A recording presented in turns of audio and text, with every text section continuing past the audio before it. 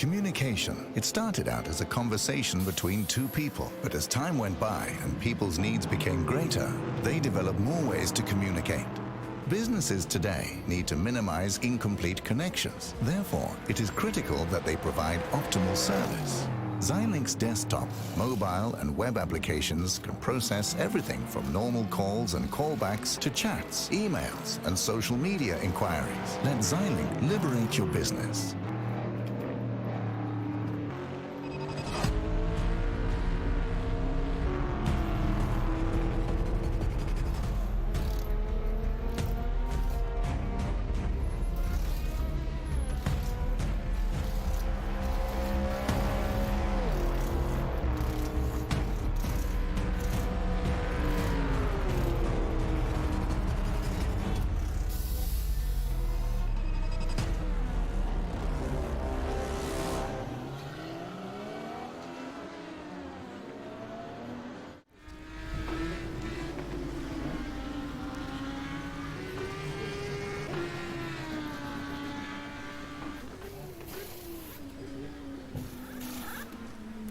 Hello and welcome to qualifying for the 24 Hours of Spa-Francorchamps, our warm-up event to the 24 Hours of the Mall, the EEWC in October here in Denmark. But of course this is qualifying for now 2 hour long session, fastest lap wins.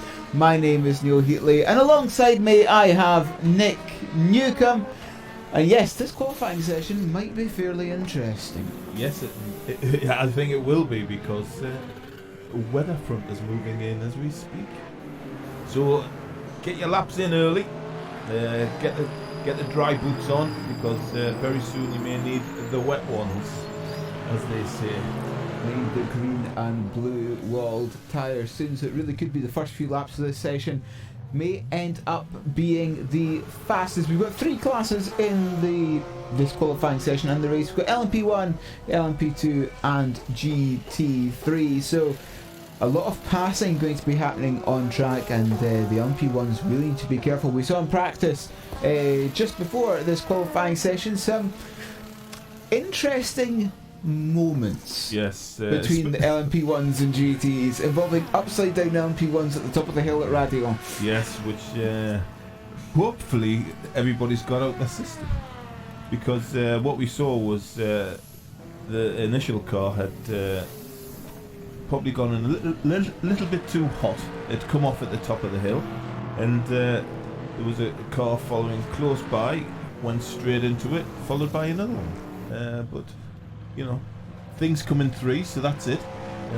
So now we're going to have a very clean qualifying session. Hopefully. But the closing speed of the P1 onto the GT3 is quite fast as the P2 as well.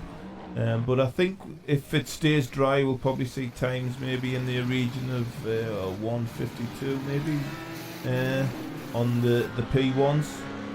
Somewhere in the region of maybe 57. That'd be 57 would be a touch fast. 58 for the P2. Maybe around 2:14 for the GT3. That's if we get a dry time in. That's my prediction. Your predictions, will write them down then. But the conditions at the moment, possible light rain, but in a couple of hours at the end of the session it will be mostly cloudy, at least it's forecast to be. To the first part of the session, just getting showers coming in and out perhaps, and that could be fairly challenging conditions, especially when you're trying to set as fast a lap as possible. And you can see the rotating timing tower on the top left of your screen. It'll go through each class, LMP1, LMP2, then the GT3, so it'll give you the gaps to the class leader as it stands.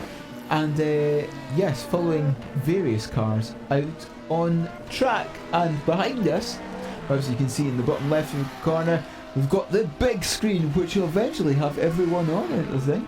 Yes, once everybody gets out and starts setting the lap times, we'll probably get banker laps in to start with, which looks like it's happening there now with Michael Oster. Yosanada, yellow flag. Got a little incident in sector 3 there. Yeah, that'd be for yours. Yeah. So everybody just getting into their grooves. I think some teams will be doing driver swaps as per rules. No leaving the server. You must do a driver swap coming into the Driver pits. swap. Yes. Driver certainly. swap. We'll be late. Yes. So we'll see some driver swaps. Trying to get.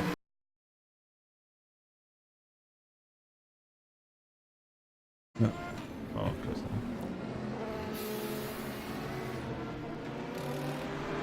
Yes, the LMP. Sorry. The You will be. LMP1 car's the fastest that we've got out on the circuit for this race, and indeed we will in October. Planning that 152-ish for this qualifying session. Yeah. I've just noticed there with the Pro Sim team. Oh no, he's noticed something. Yes, it's because earlier on it was Mr. Lindegaard, wasn't it? It was Mr. Lindegaard. And earlier on it was Craig Hyde. Well, it's not anymore. It's Mr. Hyde. It's Mr. Hyde.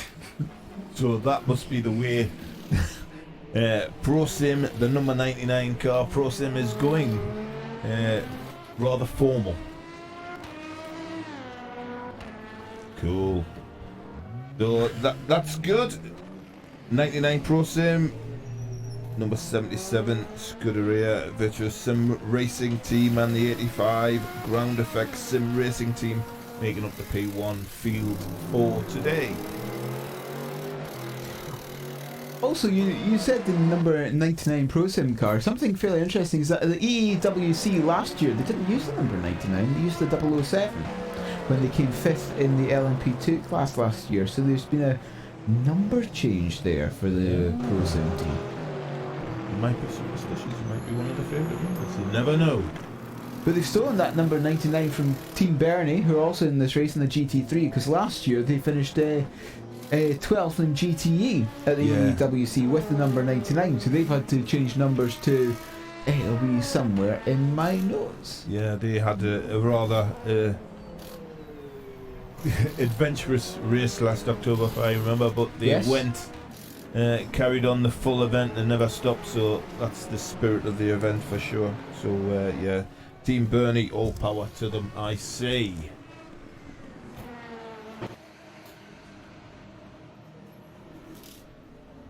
So starting to get a few times in at the moment. It's the Nightmare car on provisional pole for GT3, 2:17.8 so far for that, but just getting the also you've got to remember that the track isn't particularly rubbered in at this point. It'll be a fairly green track. Yeah, it's quite tight. There's only a few tenths between first and second actually in GT3, which I feel will be a close run battle.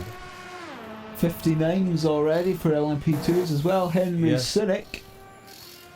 159.1. Decorah Racing at the minute are heading up the GT3 field, hitting a 2:16.9. Which is faster than I've gone. Yes. By quite a margin. No. I would personally not. I would say 3/10 is quite a margin.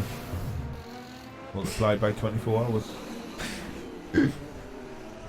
In LMP2 we have Henry Cynic in the lead. Yeah. 159.1. Got a 2-second gap at the minute, but I'm sure that will come down. Yeah, Henry Cynic in the number 17 George Motorsport car. They're launching a dual assault on the LMP2 class for this race, the 17 and the 18. At the minute we have only 2 P1s setting a time. That's Mr. Lindegaard now in that Pro Sim car. Yeah. Is Power now in that car? Yeah. The owner, leader of the team. Running of the team. So we have a change for P2.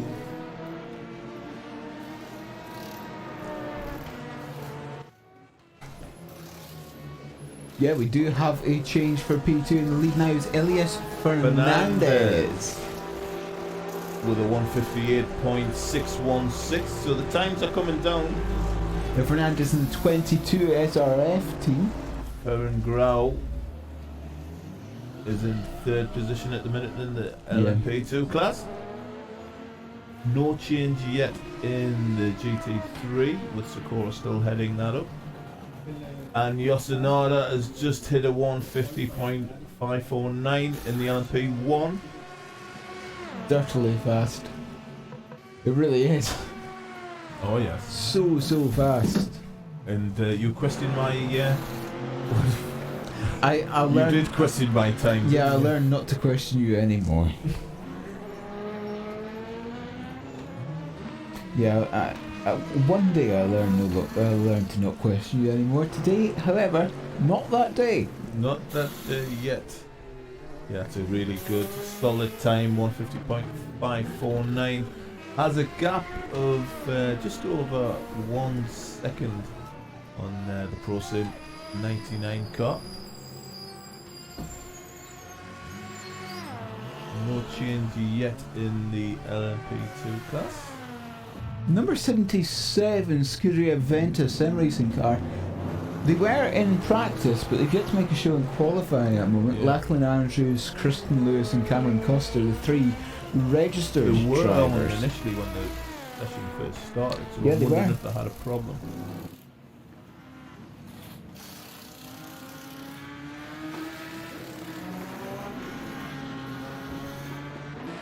So it's a big gap at the front of the field. I think Jos is throwing the gauntlet down at the Pro Sim guys. Yeah. Certainly, by far the fastest lap, as there is a yellow in Sector 3 for someone or something, probably just deciding to abandon their lap and Team just coming Bernie to in the pits. third place in GT3. The Team Bernie car trying to get a good a run as possible, at least have good preparation, I should say, rather, for the main race in October. That's really what this race is about. It's all about preparation, making sure that you can do the 24 hours, making sure that everything works properly. And maybe a teammate hasn't actually taken part in the 24, just wants to get more experience ready for it. Remember, all the teams will be meeting in Viborg. About in the arena. yes, about 90 minutes from here. Probably. Yeah, I think so. Somewhere along them lines. Huge arena. I believe it's actually the Danish National Handball Arena. From what I've been researching online. One of them. One of the Danish handball Good arenas. God. National handball arenas. Oh, got you.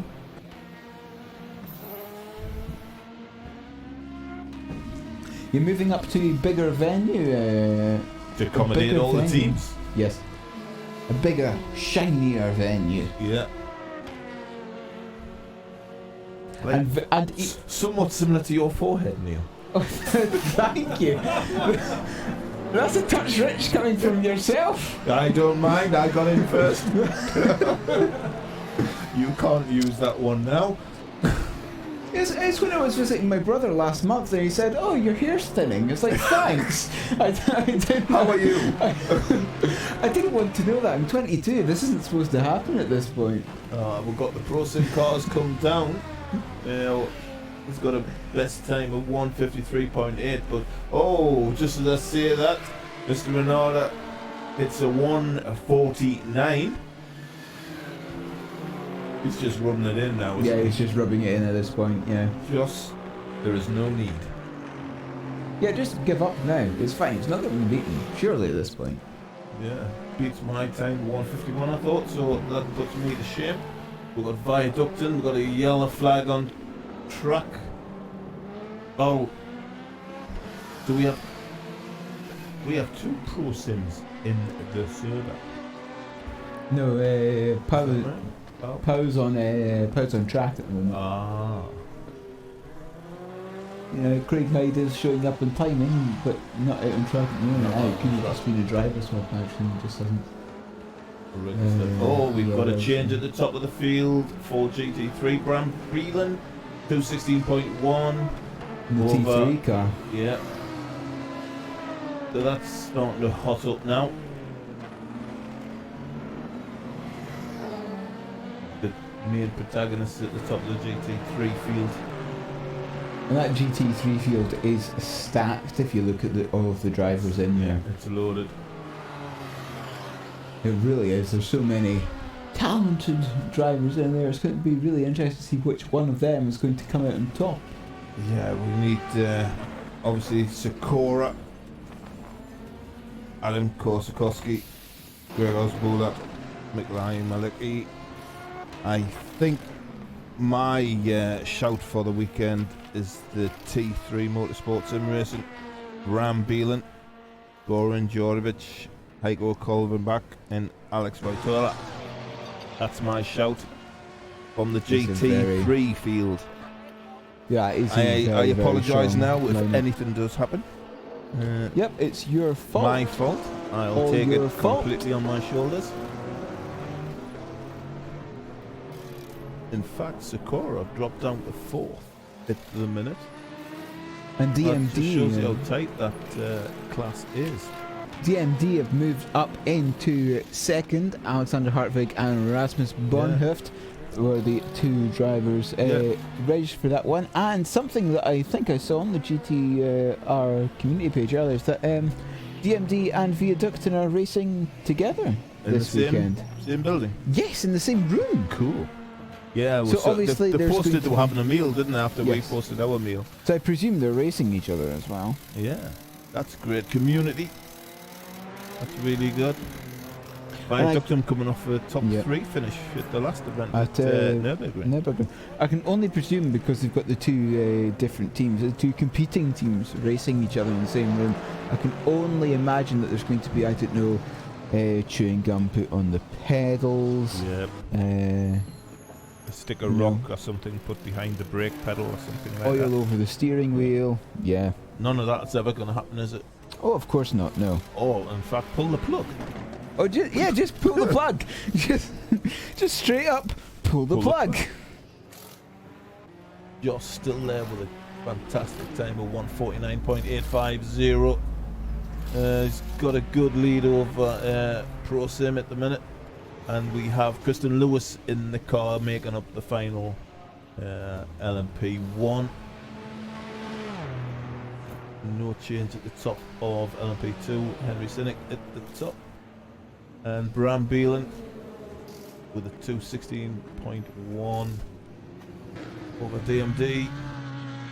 Simsport with a 216.5. Beelan or Balin? I've always said it's Balin. Balin. Balin. No. It may be one top.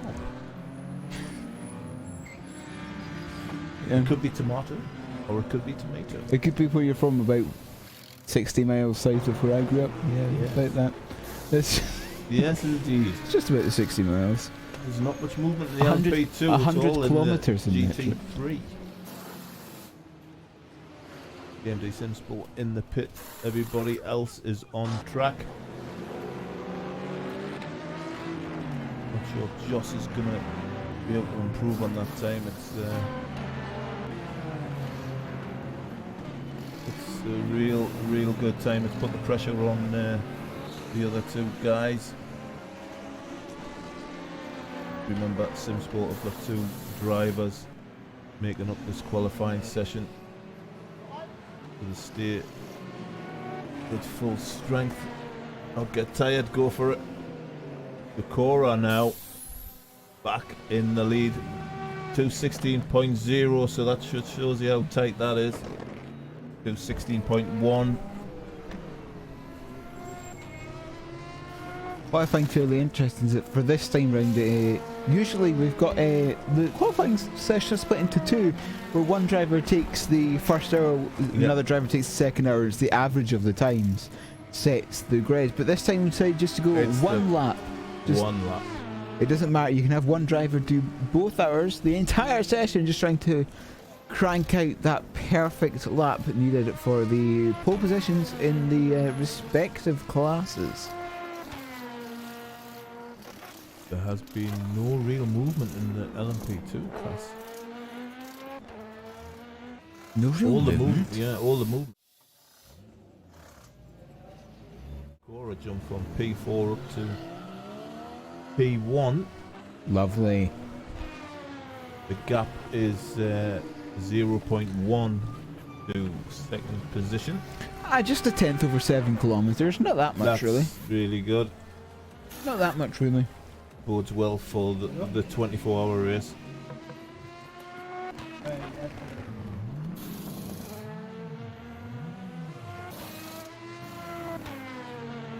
And 4 tenths the gap at the top of the LMP2 field. As it stands, Henry Stenick still there, The gap is holding on to that 4/10 number 1. from P1 and GT3 to P4. That is close. These guys have got the setup dialed in, and it shows in this session. Yeah, they've had quite a while just to work on these setups, try and get it as good as possible to make sure it turns in exactly how they want, just the correct amount of wing and springs as well.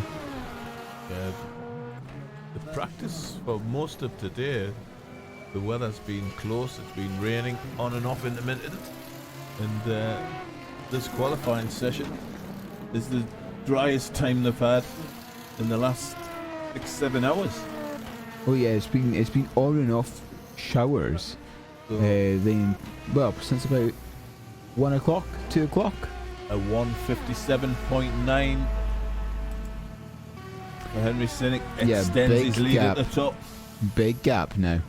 7 tenths. Yeah. No change yet in the GT3. Still only spread by 0.4 between first and position 4. The gap of 1.6 seconds for LMP1. Oh, we are back up. We have a wonderful screens back up. As Bram Bale and Ted was just flashing yellow there, that means he's slowed quite considerably out on track and causing a caution.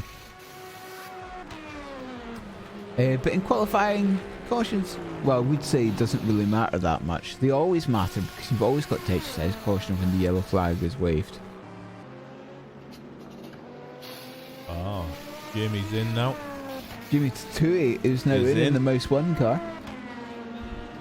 Number 23, Orca 07.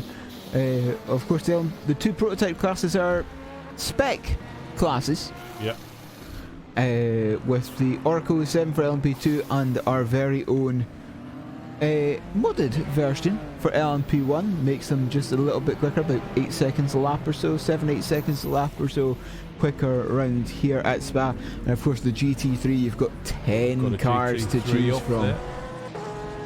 You've got 10 cars to choose from in the GT3, and it's really interesting to see what everyone has gone for. I would say the most numerous car is the Corvette. Yeah. This time round. I think we've got one 911 in there.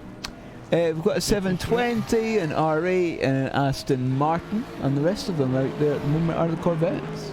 We've got a few marks out there, for sure.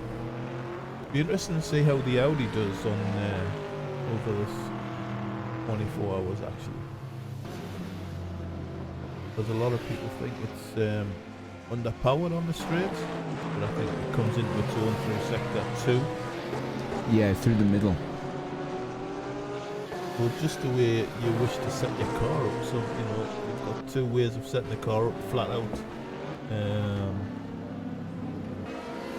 low wing run, or mid-range wing, which is you make a compromise on the setup to deal with the whole track and not just specifically aim at sector 2 or specifically aim at sector 1. Mm-hmm. Depends how your team is made up and how the drivers themselves like the car to be set up. Obviously, we're seeing with Joss's team. We've certainly set it up for qualifying. How will that fare in the race? Yeah, 6-1 should be flat out for everyone, because we're not using the F1 start finish line, we're using the endurance start finish line, which is after Le Source. So theoretically the entirety of sector 1 should be flat out, especially in qualifying.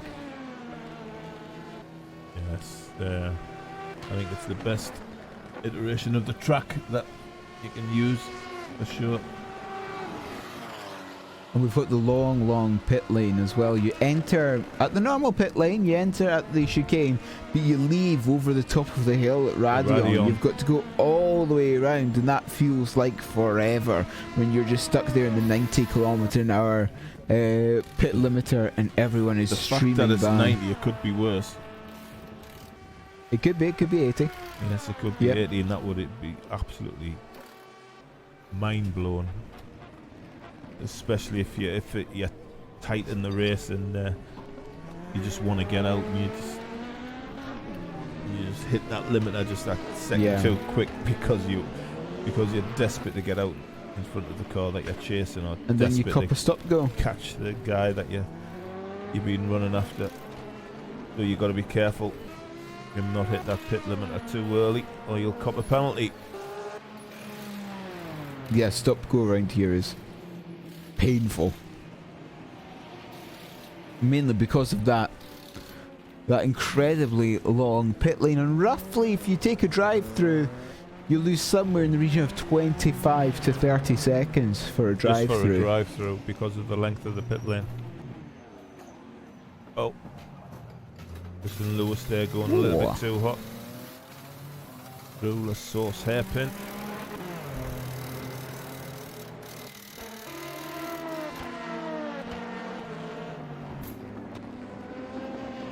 Certainly getting busy now. That's the point. You're coming into traffic.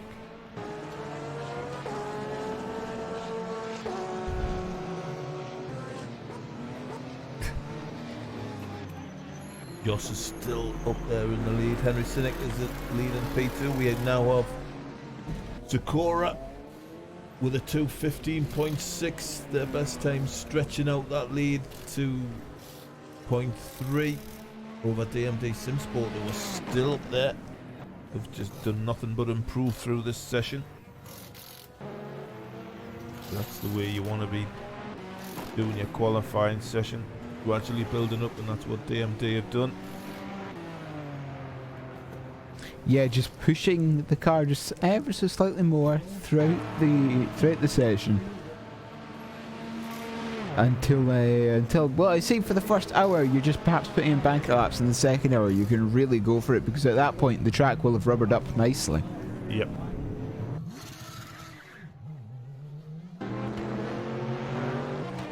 The track would have rubbered up nicely. You've now got a nice amount of grip on the circuit. You can really start to push, perhaps take these cars 5km/h more or so, until the tyres scream no mass. Yes. Yep. Christian Lewis in the car with his teammates Andrews and Costa. Lewis comes into the pit lane.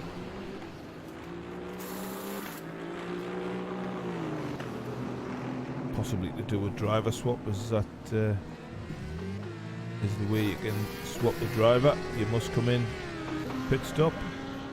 Yep, come in and swap the driver using the inbuilt driver swap system. So that is Kristen Lewis. Will that be a driver swap, or will that be a fuel and tyres? He's taking tyres. Dropped off the jacks.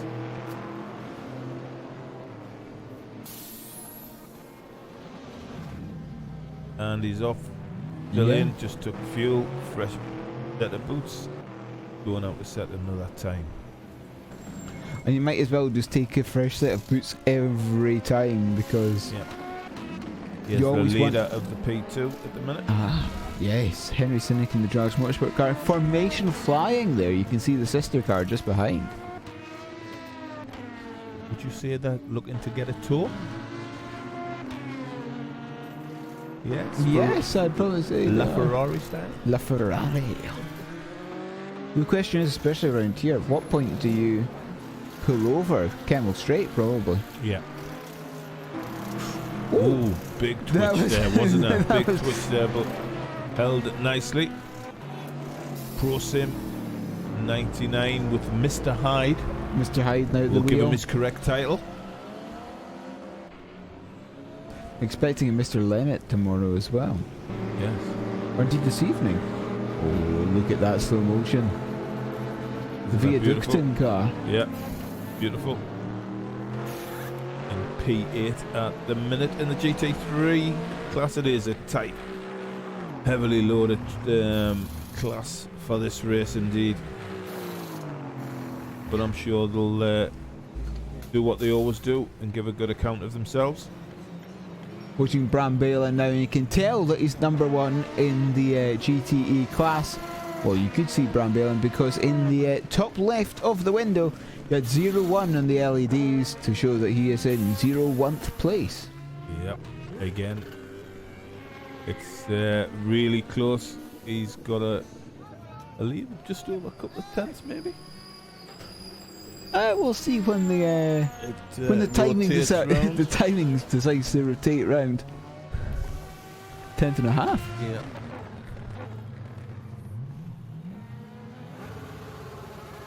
So we have received a question on Twitch. On any of the platforms that you're watching, be it YouTube, Facebook or Twitch, come in and ask your questions. But we have had a question asking who are the favourites for each class. And we were talking about this Yes. before we went on broadcast. So Mr. Newcomb, who are your favourites for To each be class? fair, my favourites for the P1 is the 99 Pro Sim, but at this minute, Ground Effect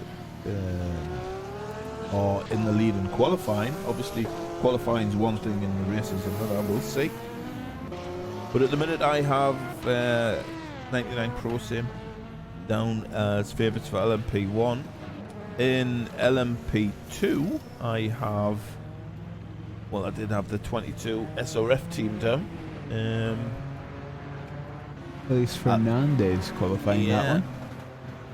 So I don't know how that's going to shake out, but obviously 24 hours is a long way.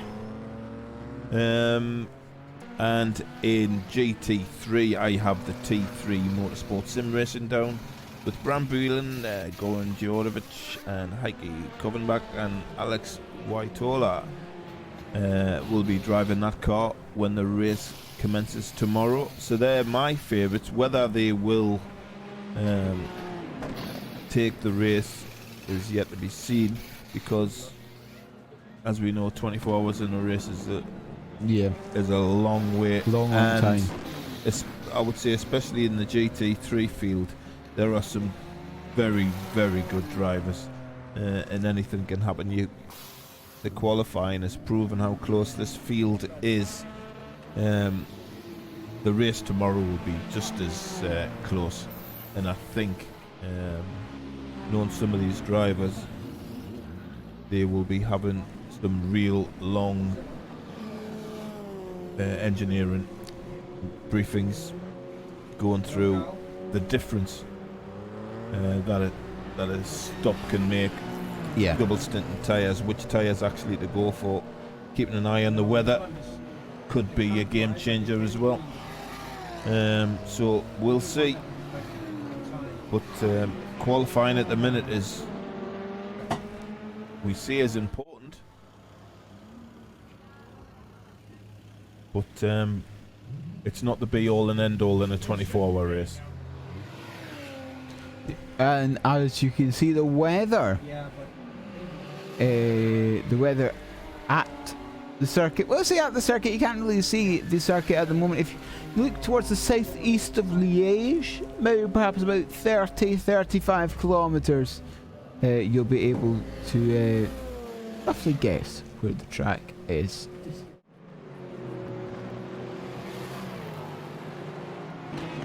As I notice in the favourites in the Twitch chat, Boy and Buck Bogdanov has said the Drillers P2, number 17.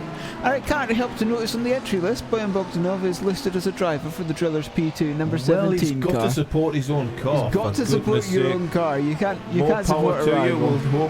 Hopefully, we wish you well, and we hope that you have a great race and enjoy it more than anything as well.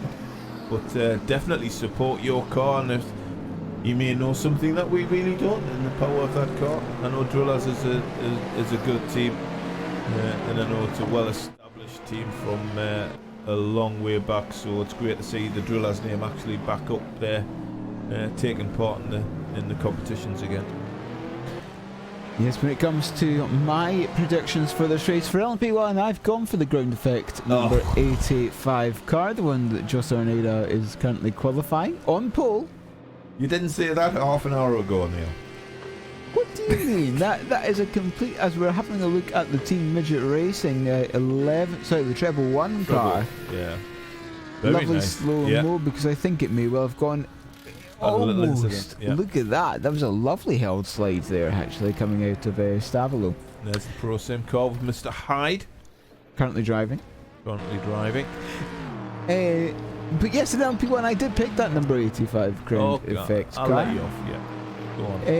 LMP2s, I have picked the treble 8 EX7 Endurance Team car. Yeah, you did. It's the one that there's a Interesting. little bit of contact there on stream between Mr. To be Hyde. fair, that's a pretty strong team. Yeah. Yeah. So, but you know, Michael McCoy, Lewis Moreno, Mike Tanti, Carl Steeg, and Damien Roy making up the triple 8. Exiled guys. I've spent many of a time driving on their server, so good luck to them. They're enjoying their endurance experience. I think the Nürburgring was their first endurance event. But get over to Exiled. They do a lot of short haul races during the week. Good fun, clean racing. So check them guys out. And for the GT3s, I need to agree with you. I picked T3. You did you?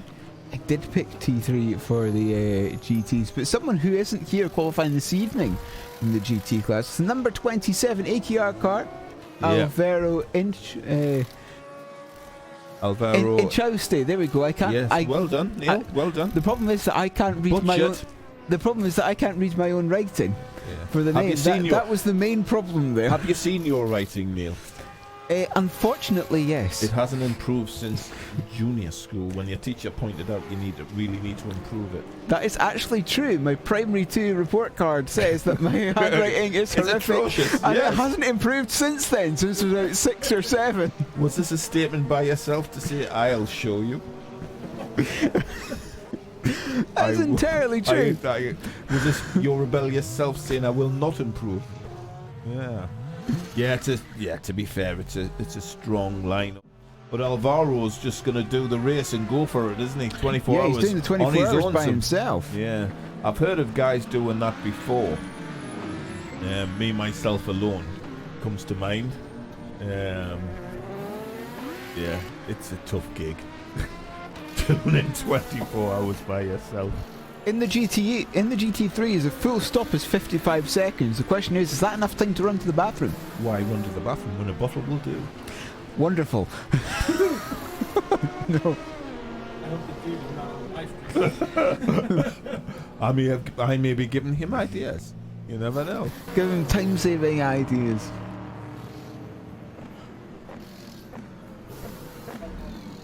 Oh no. Can't hear what John says, and he's the funny one. Well, you say he's the funny one. Well, no, I have to agree that John is the funny one, otherwise I won't be asked back. Yes, John is the funny one. John is so hilarious.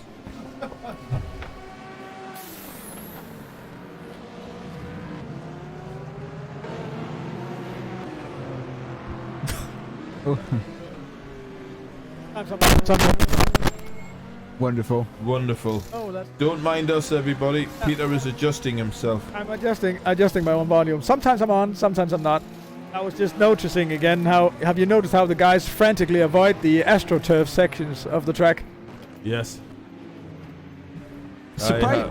AstroTurf has less grip than tarmac. Who would have known? Yeah. Yeah, in the dry, it's okay. You don't really lose that much grip. It's just the acceleration is quite a bit slower than the tarmac. But in the wet, that AstroTurf is horrific.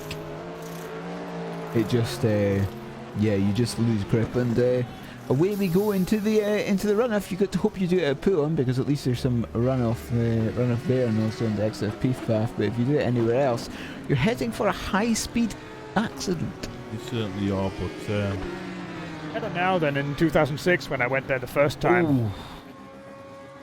Overtaking Craig, yes. the qualifying session. yeah, Craig.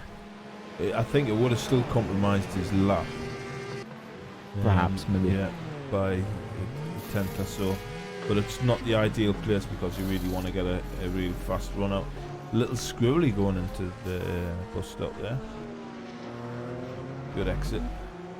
It's a little bit of the Astro. It's all about the braking point now.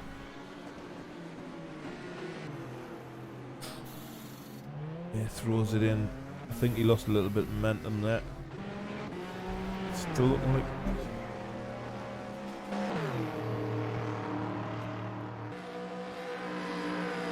Why am I always... Sometimes I'm here, sometimes I'm not. Okay. Okay, this... I have to sit like this and then it works. Okay, one of the guys asked in chat...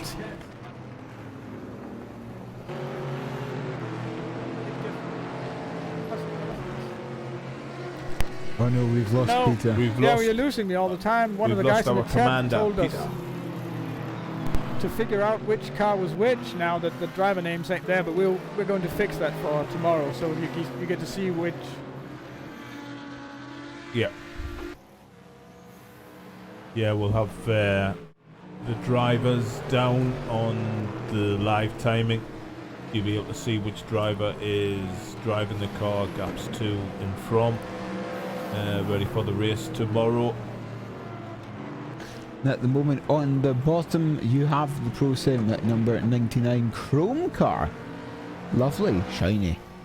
Of Craig Kyden on the top, you have Michael Pedersen in 15th place overall, and I made that 1, 2, 3, 4, 5, 6th in the GTE class. And the interesting thing about Craig is he's sim rig. Have you? Oh, and that's a prototype that is backwards in the middle of the I chicane. think that is the Mr. Hyde there, isn't it? Yes? No? No, it wasn't. It I think wasn't. that was Kristen Lewis in the 77 car. And Craig just had a near miss.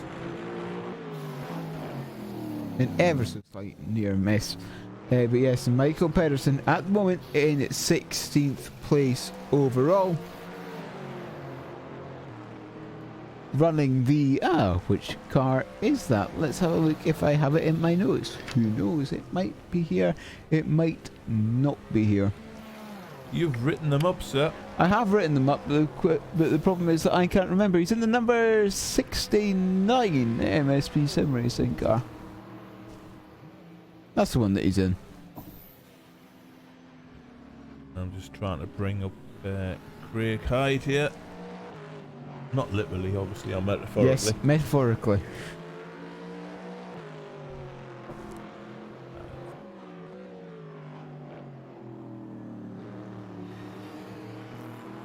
I'm gonna shorten that, I think, for tomorrow. What else have we got? It's now Henry Sinek on the bottom of the screen. The LMP2 leader, as it stands, in that number 22 SRF car. We've got the 404 in as well now. Sorry, he's not in the SRF car at all. That's Luis Fernandez, who's currently in third. I'm getting them mixed up already. Fantastic. Probably Got some should super slow-mos going on there as well. I love that feature. Is that Peters?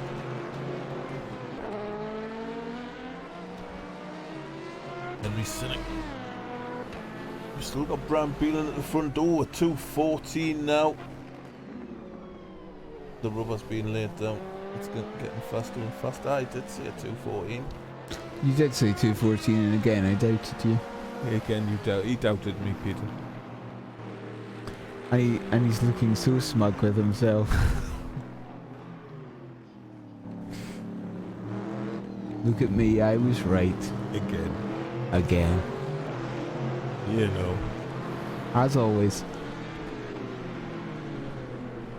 Oh, the Porsche GT3R makes it up to third still. It's holding on there with DMD. Lovely. Great. Just going to show you, even though the vast majority of the GT3 cars are Corvettes, the balance of performance was done by Studio 397 has worked well because you can have the marks race Mouse against one each racing other. in P2. That's Jamie, isn't it? Yes, Jimmy City, yeah. I thought he would get pole. In fact, that was my run for pole position in P2. It's still a chance. He's only really just started laying ups down the past 20 minutes, so he's still probably warming up. But he's pretty good on the qualifying, and he's only, to be fair, he's only 0.2 down. Only 0.2 then. You know? Yeah. He's only 0.2 down, and 0.3 back to third, so the Cora Racing still chasing Brown Beelan in P1 still. So it's still tight, but I think Sakura will probably come back. I don't think this is all over, but I don't think Sakura would want to drop any lower than one position back.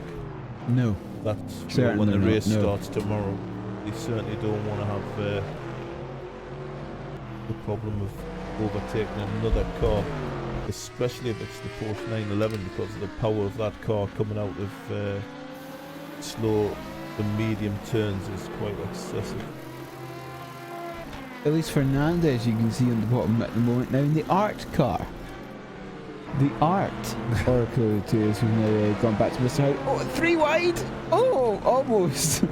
3 wide coming into Bruxelles. Oh, that is contact that though. was close coming out. Yes, I think he's checked up on. I'm sure he didn't like that. Oh, goodness me. That's how close it can get. The track is relatively wide for an old style track, but it can have its problems when 2 or 3 cars are looking to have the same piece of real estate. Yes, and that can sometimes be problematic. There's a slow motion this time for the Treble 1 Team Midget Racing car coming up towards Le Comte.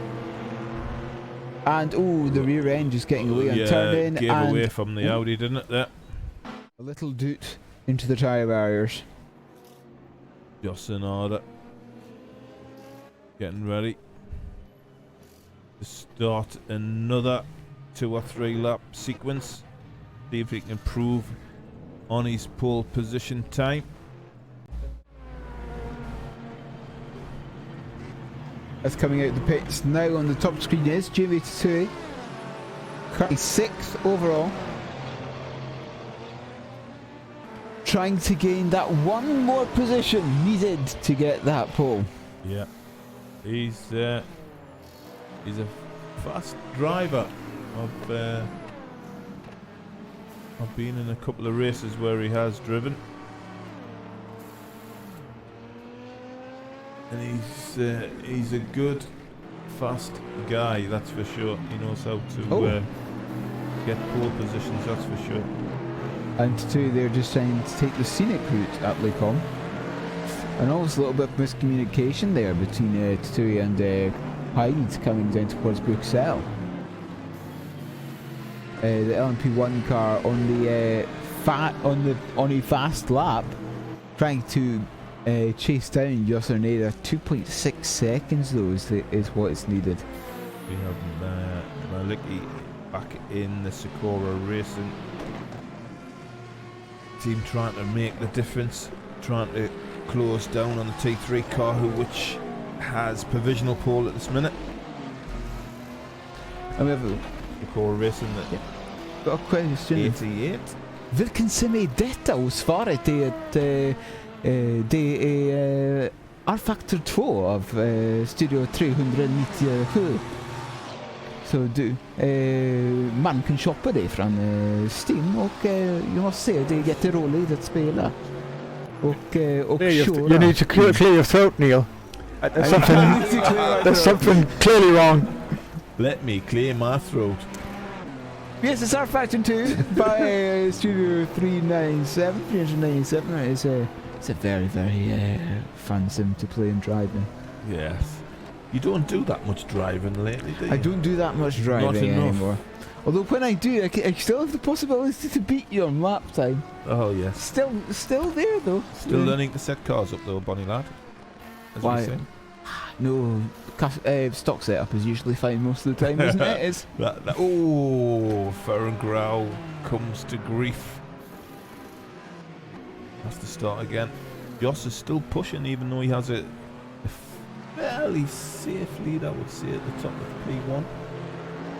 and Bram Balin going back out again. Yep.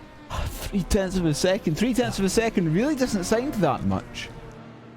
However, it can be so difficult to find, especially in this GT machinery, where at some point you're just going to reach the absolute limit of how fast these cars can go. And Henry Sinek in number 17 at Drawler's car, 2/10 of a second over James Tatui, who in turn has a 2/10. Yeah. In turn has a 3/10 lead over third. Elias Fernandez. It certainly bodes well for the race, the way these times are. Oh, and Tatui's so taking close. out a GT car! Ish. Just about. Yeah, that was perhaps a little bit optimistic. Adventurous, shall we say. But that is the thing, especially in qualifying. I would imagine that the drivers and teams will be a little bit more lenient in the race, because obviously there's 24 hours. Yes, 24 hours. But in qualifying, perhaps just trying to get every single 10th possible. Speaking of getting every 10th possible, Christian Lewis in the car. Stop.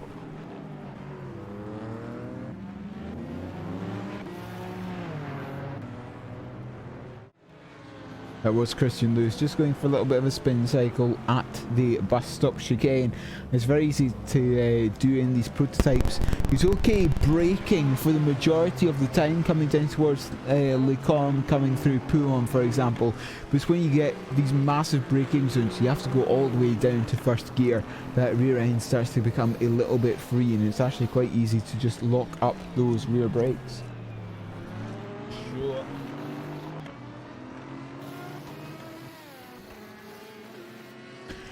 As Cameron Roger is on the top screen for you at the moment in one of the Drillers Motorsport car, the number 18.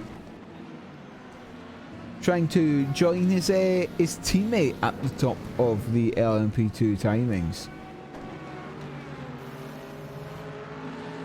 Flat through Eau Rouge and Radion up the hill before making his way along the Kemmel Straight.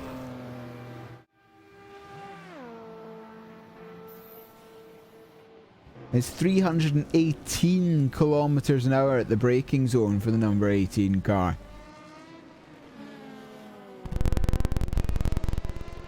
Which tells me that there's essentially no wing on that. On that Oracle 07. Absolutely trimmed out and just relying perhaps on mechanical grip. Through the middle sections, you can see coming through Pouhon, down a gear, down 2 gears actually, just a flash of third before moving back up into fourth. Guys asking on the track if chat if the track is green, and yes, the track started green and it is progressing now, so they will get more and more grip. Yeah, slowly more and more grip. As we still have microphone problems with Nick, it's. If I should describe the sound I'm getting, it's like a bad MP3 song, I think.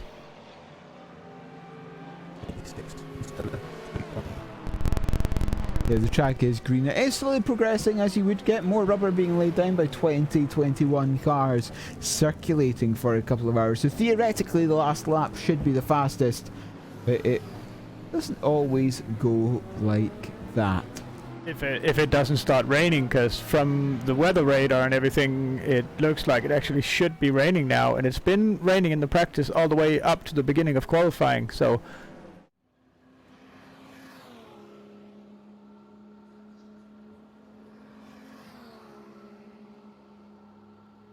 You can see what the weather has been like. You can see off towards the southwest of the circuit, there's nothing particularly there. So it looks like, for at least for the rest of this session, it should be dry-ish.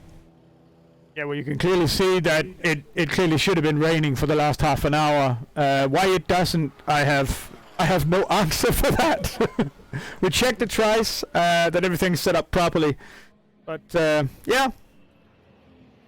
It is what it is. It is what it is. Cameron Rogers managed to gain a place up into 8th place now, as we now have the return of Mr. Lindegaard.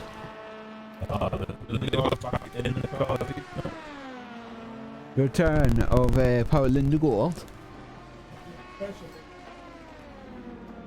As we will now be heading, as we just come up to the 1 hour to go mark, it has mean that we have had 1 hour gone, and we'll take a short commercial break.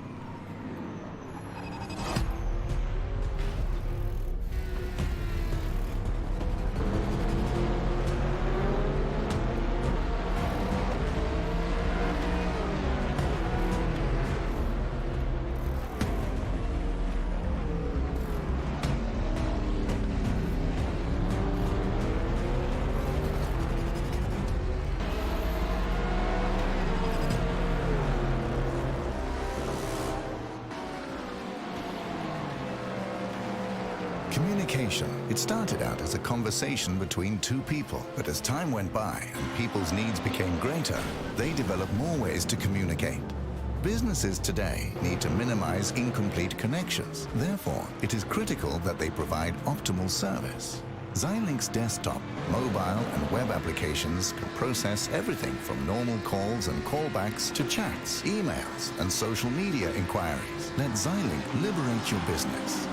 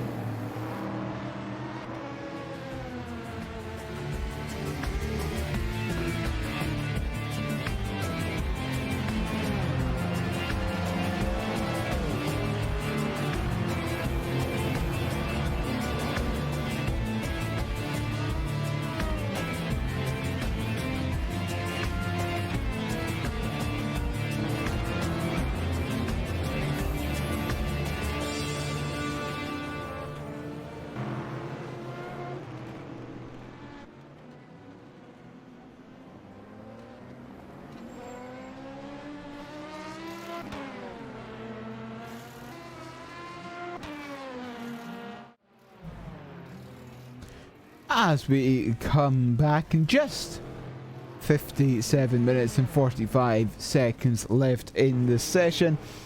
And I think it's worth having a look at the entire field so far. There you go.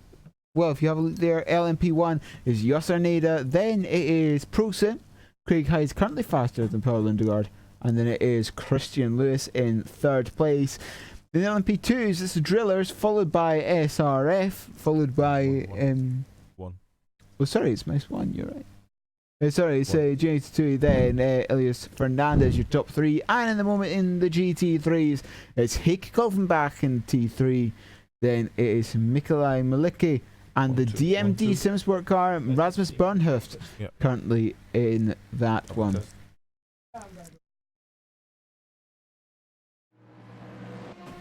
That is a slightly more detailed look at the timing at the moment, but of course we will still have the tower that circulates on the left hand side. My microphone is back in working order. Is that yeah, we are. Yes, we are back together again, back in business. Yeah. Do a little rundown. Joss is still in the lead. What he's increased it as well, 148.7 now. He's managed to find another 10th, which is and Ninic has found the more time as well, 157.3, so look at a fairly substantial gap. It's still Michael Kolvenbach in the lead for T3, just happens to be my choice for GT3 over Sakura, so that really is close in the GT3. I think Joss has done an excellent job in the P1. I think that time won't be beaten. I think he's certainly put his stamp on that. Mouse 1 racing, still chasing. Got to find an extra 10th now as well, so the gap's opened up to 3 tenths. T3 have got a provisional pole time of 2:14.8. It's a big provisional. Yeah, it's the biggest gap there's been actually in the whole session so far, and it's up to Sakura to try and close it down before the end of this session. Now have a look at that, 12th to 16th in the GT3s, half a second separating the 6 cars. 6 cars? Half a second? About 6, I of course mean 5. Yeah, by 6 you mean 5. It's still close, and I knew it was going to be a close race. Vi Ducton up at the 5th though, making the 5th. They'll be real happy with that time, I'm sure, if they can find a little bit more, squeeze some more time out of that car. Believe me, ready again for tomorrow's race. But if they start from P5, I think they'll be happy with that. Yeah, Via Ducton putting us all to shame by being, what, teenagers? You're the youngest. Yeah, the youngest, Very young. 13, 14, 15. Yeah. Winners, remember last year of the Le Mans 24. Yep, in the GT3 class. P3 in Nürburgring 24. Yes. They're looking to carry on that sort of tradition that they've garnered with another podium at this event. But I think they'll find it a bit tough at this one. So if they do get a podium finish, it'll be, for me, it'll be one of the big upsets. Did you guys see that? It's on the screen now. There's a thing actually, Nick and Neil. Now that the start-finish line moved. Now the start-finish line is moved down to the old position. Yeah. When you're going for a hot lap, you can actually gain a little extra speed by going really wide at La Source and then diving down. And we just saw one of the LMP2 cars. That was Try that. Try and use that to their advantage.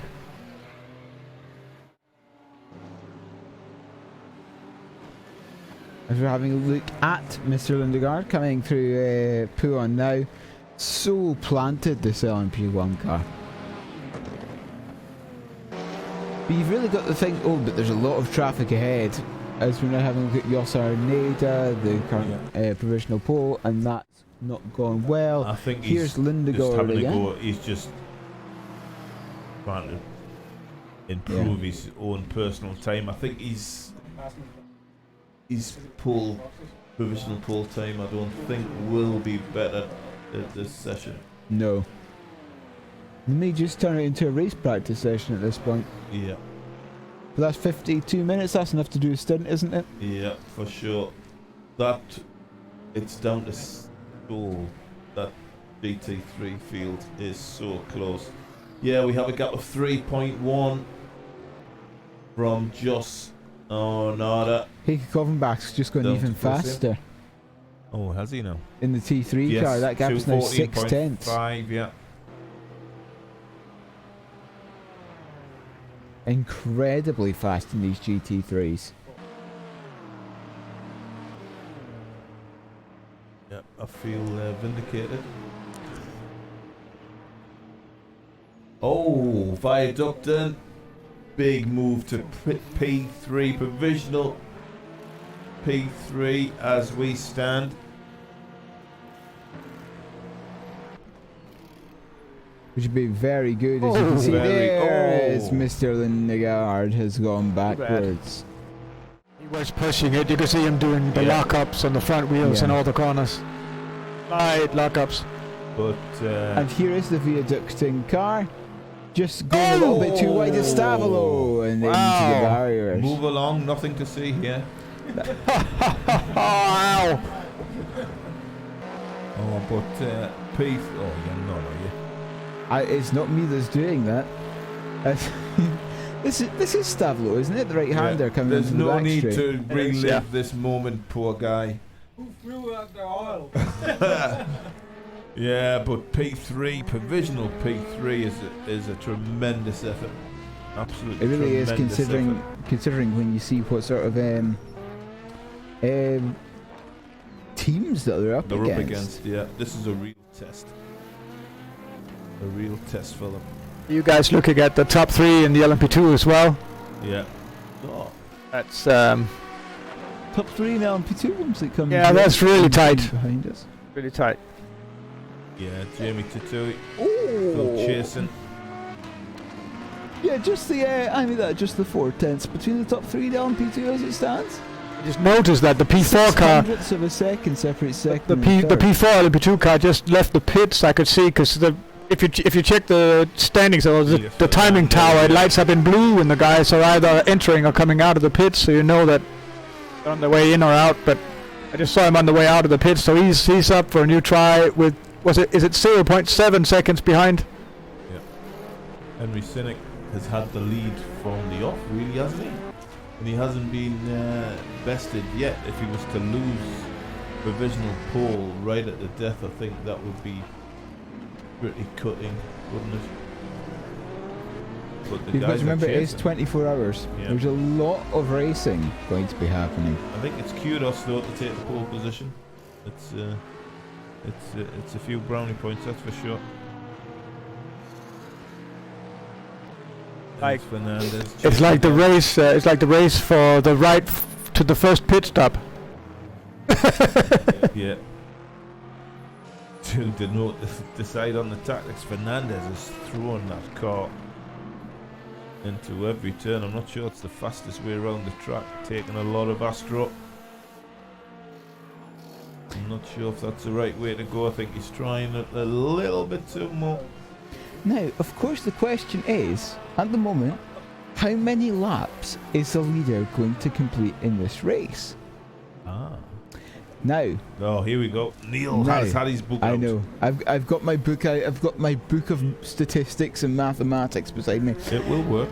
If the LMP1 car does an average of 1 minute 52 per lap, Right. Bringing out my TI brand new Oh, TI-80 calculator. We need to look no further than Peter with his TI-80 calculator.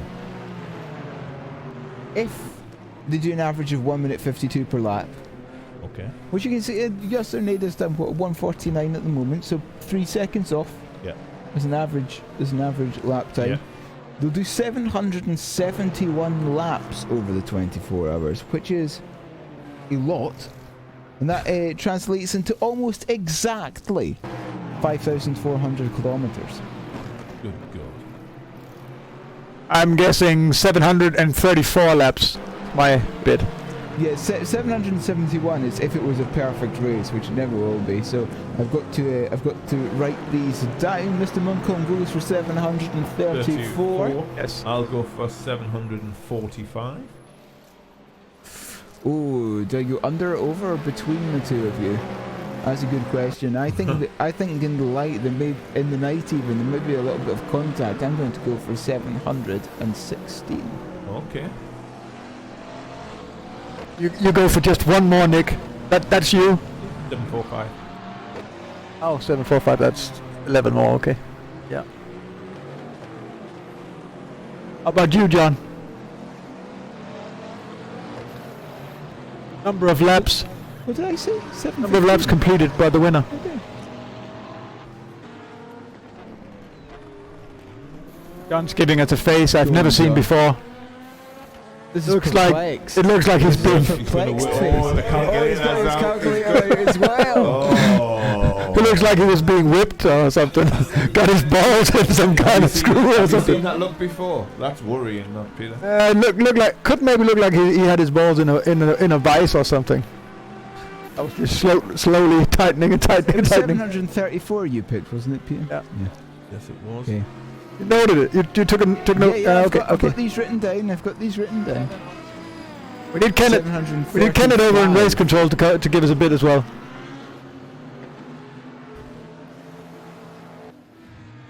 $732.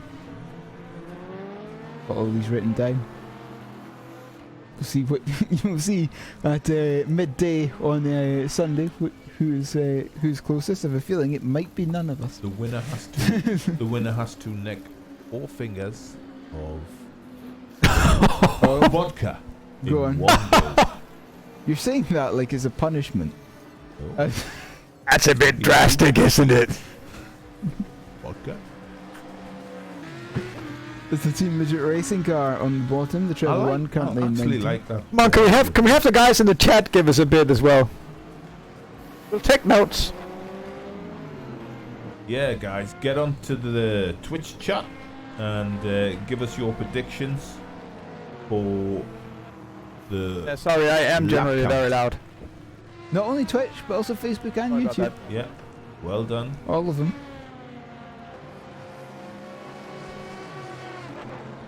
He's pushing hard, trying to get that time back. Oh, the chorus. Oh, look at that. Oh, half a tenth of a second between Sakura and T3 now. For a lead. 0.056. Half a tenth of a second. That is accelerator pickup, Yeah. something like that. Unbelievable. The gap is down to 0.2 now for Mouse 1 Racing. So he's managed to claw a tenth back, but no more. So there's still a 2/10 lead at the top of P2. Can I And just the can I just say to defend myself from the people saying that I'm loud on the chat? My voice is the only voice that I can't hear in the monitor. So I'm going by feel here. The gap at the head of the LMP1 cars, LMP1 fuels came down. It was only 2 seconds. The gap Peter doesn't like hearing his own voice, though, does he? No, he definitely doesn't. No? He definitely doesn't like to hear his own voice. Allegedly. Perhaps. Jimmy Tatui. We apologise, everybody, for Peter's voice. Jimmy Tatui in the 23 Mouse 1 car at the bottom, going into some lovely slow motion for perhaps a reason as it comes through Bruxelles. I'm sure he doesn't want to give the following car any draft at any part of the track, that's for sure. Bananas in the SRT team third. Grau, SRF. SRF. Oh! That was a very, very little bit of slow motion of Jimmy Tatui and a wheel exiting the car at high velocity going up the hill. That was a wheel going at high velocity up the hill at Eau Rouge. Well done, Jimmy. He's on fire tonight.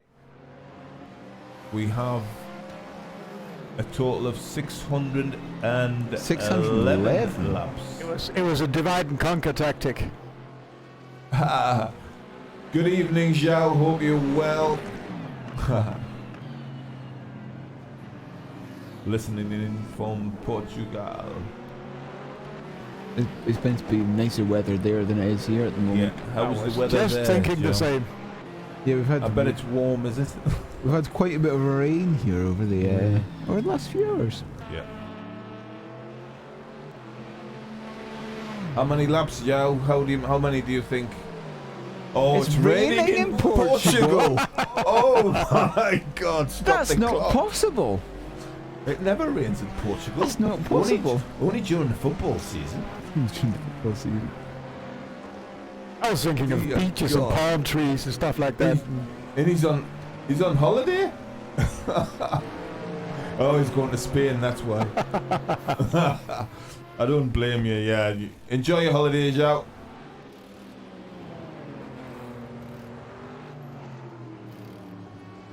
$611 is a fairly Big thank you from 404 Sim Racing to John for fixing the skin. glam racing. And Peter. Yeah, doing the.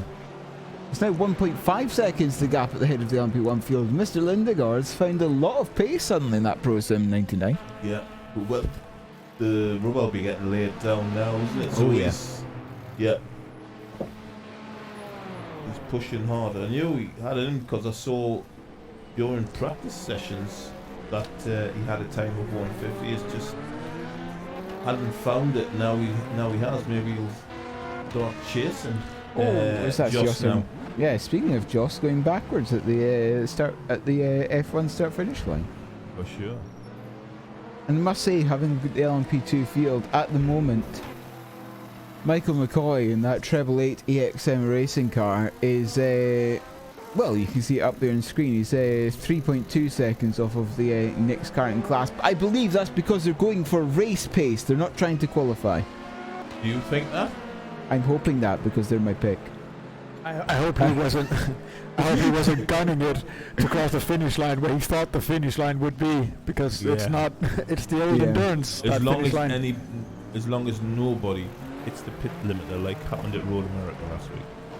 Oh yeah, that was painful. Painful to That was watch. physically painful to watch.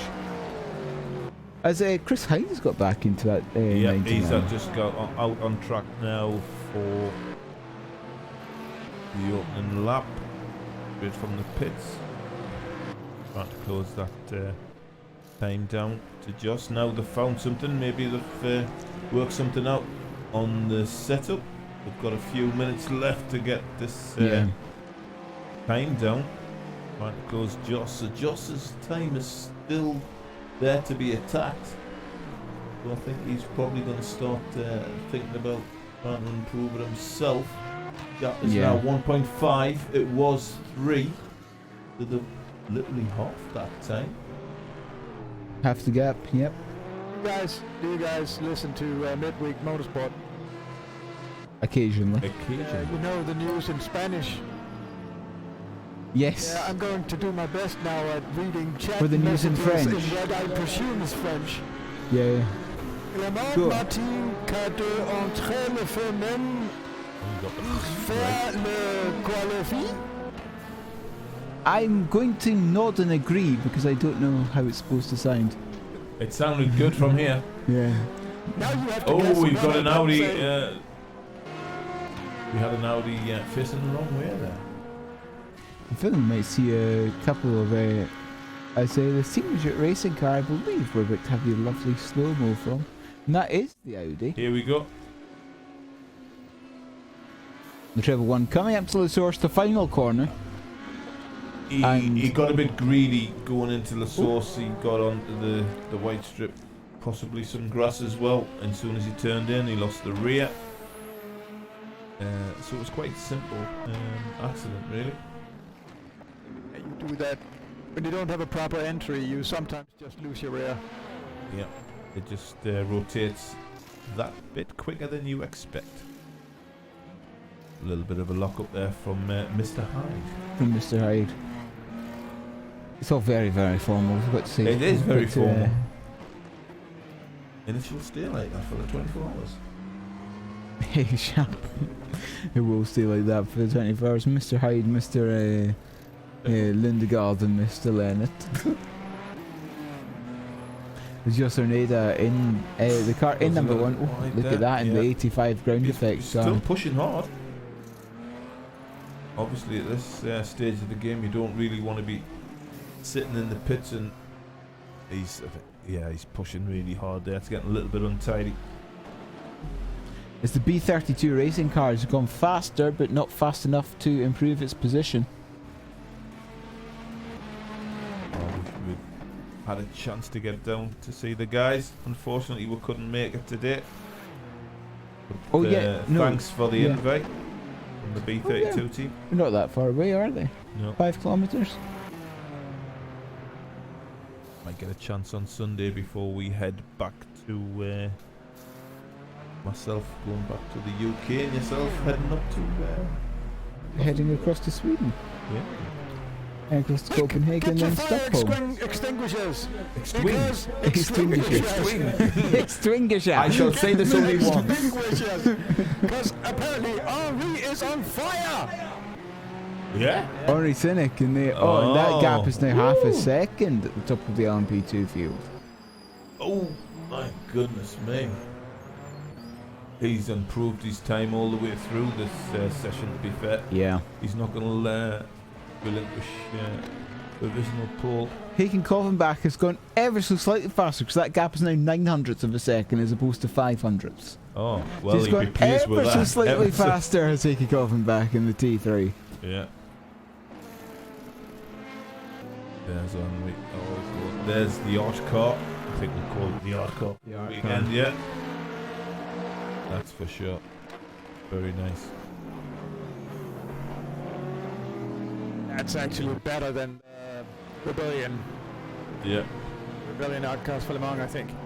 Well, that wasn't hard, really. Is that B32 car you can see in the bottom in the McLaren 720? Yeah. Question mark? Yes.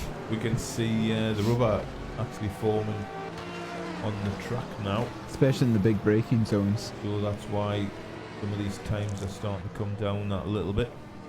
Outside of Stavelo is getting quite rubbered in now. It looks like quite a mass of marbles gathering. Having a meeting. Hunks of rubber. Need to stay online. If you get offline a bit, you'll drift out. B32 car coming up through Radio Rouge, a slight lift in the centre. Was that ahead of him? But went wide. And just look at how fast the prototypes whip by the GT cars. So fast.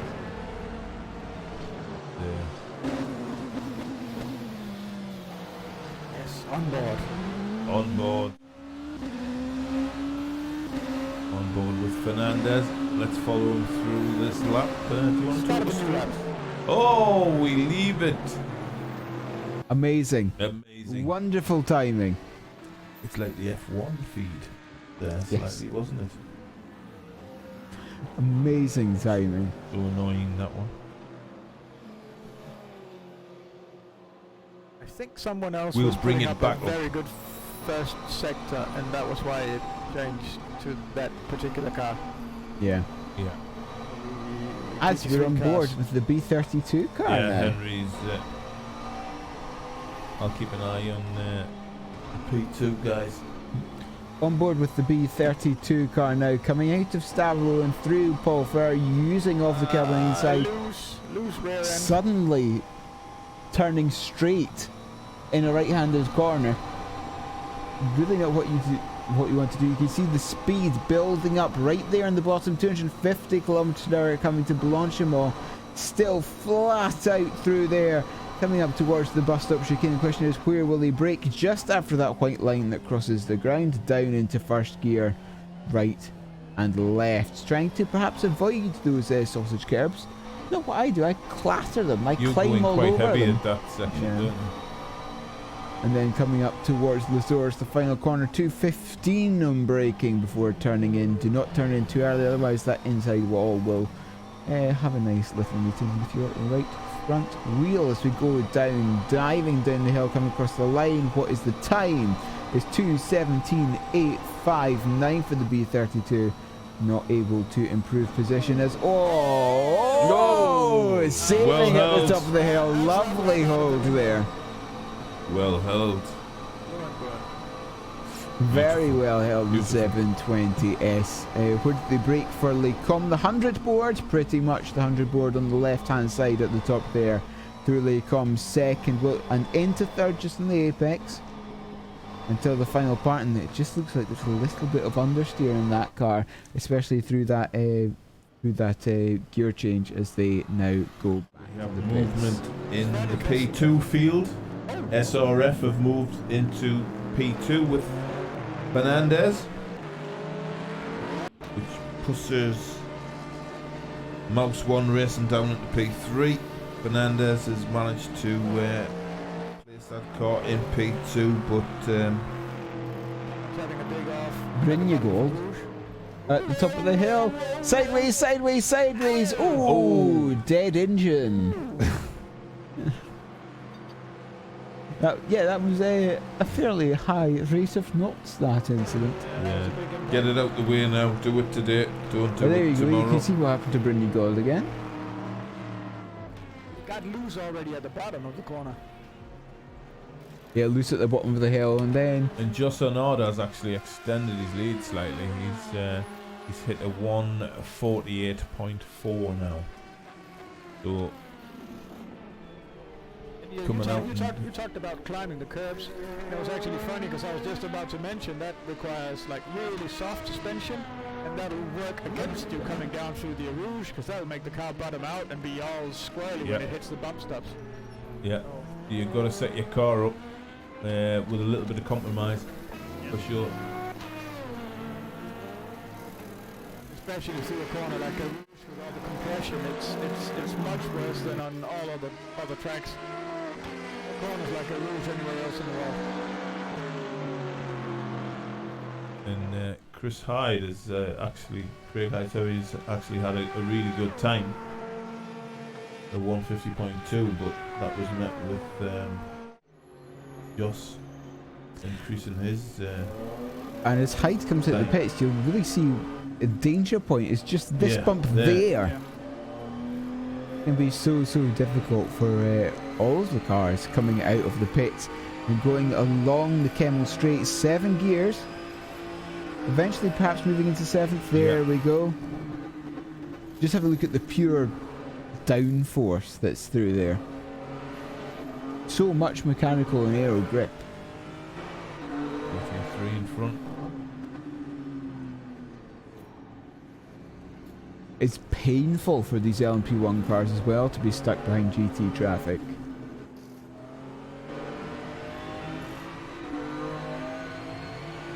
And what's it like through Poulon? It's got to be pretty fast. Down 225 kilometers an hour the apex speed at Poulon before coming up on more GT traffic. Just coming up on them, and the GT traffic deciding I don't want to have any part of that, and diving out of the way off the track. Yeah, building up some heat in these tyres. Flat out through Stavro? Yes, flat Before he out. starts his lap, yeah. Starts preparing himself to try and eat into this lead that Arnada has over him, who holds provisional pole overall. 328 at braking for the chicane. But I do think that coming up to Lecom is actually the fastest point in the circuit, so we'll get to see what sort of speed he does get. But he's got traffic ahead. That's LMP2 traffic though. Almost getting into a Got compromised. getting a Exited the T-bone source there because he had one eye on He's entering into the source in one eye on that P2. Yeah, His lap was already compromised, well. that's it. His lap was already compromised.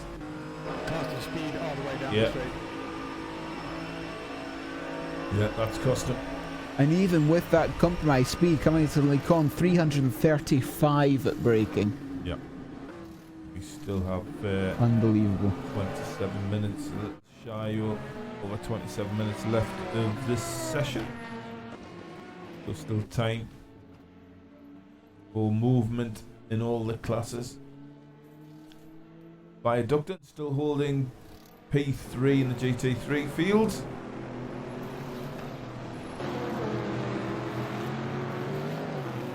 And there's Mike McCoy in the 888 Exile racing car.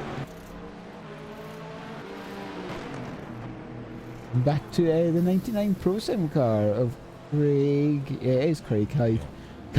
Coming through P5 now. No, haven't I? Yeah, you have got me thinking. Wish you didn't do that now. Yeah. Thinking can be very dangerous. Where you're concerned, for Thinking sure. is very dangerous. Yeah, for sure. This is the fastest part of the track, I think, isn't it, for these guys? Francorchamps turn in. Oh, there was a lovely line there done by the Viaducting car over the top of the hill. And by the line, it means Biggest brake point. Yeah.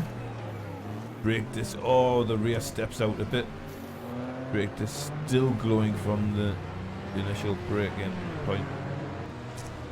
Set up for the source. Hopefully, he'll not meet traffic.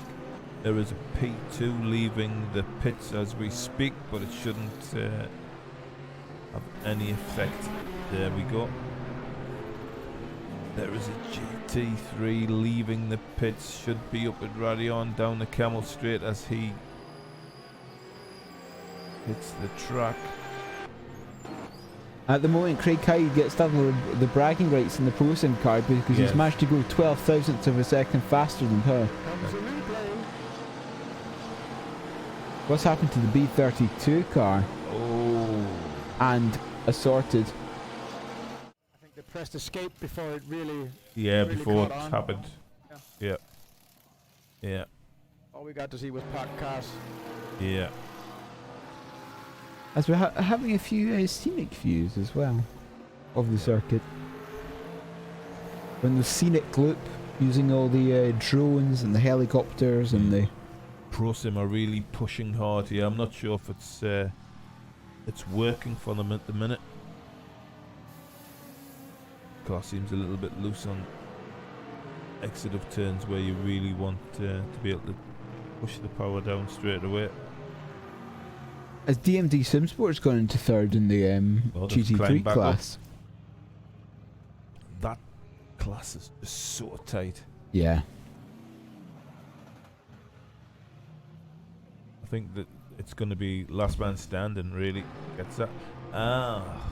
Jamie Tatui. Which one's the LMP1 and LMP2 cars are you guys guessing runs the low drag configuration, and which are running normal? I just know. I'm not sure. As Mouse One Racing Take divisional call at the Maybe P2 there class. should be a drastic difference in the times of Sector 1, so if they're running low drag, they should be at least half a second faster than the rest of the 0.5 cars up. in Sector 1.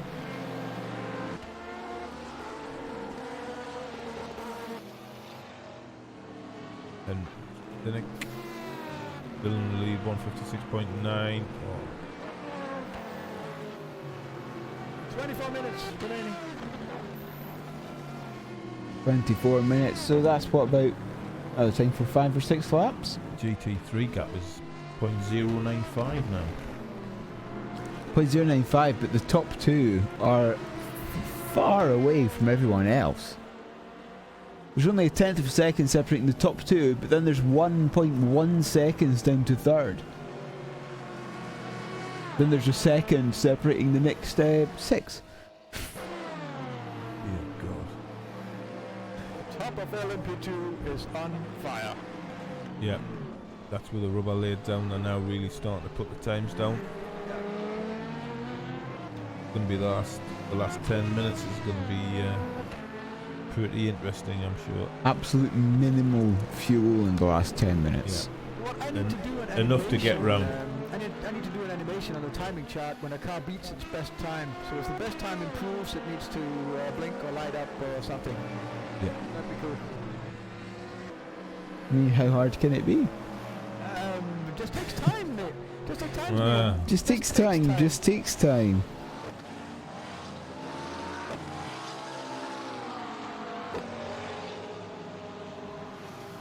We're going back on the scenic route again. Well, at least you've got a lovely view there of the source.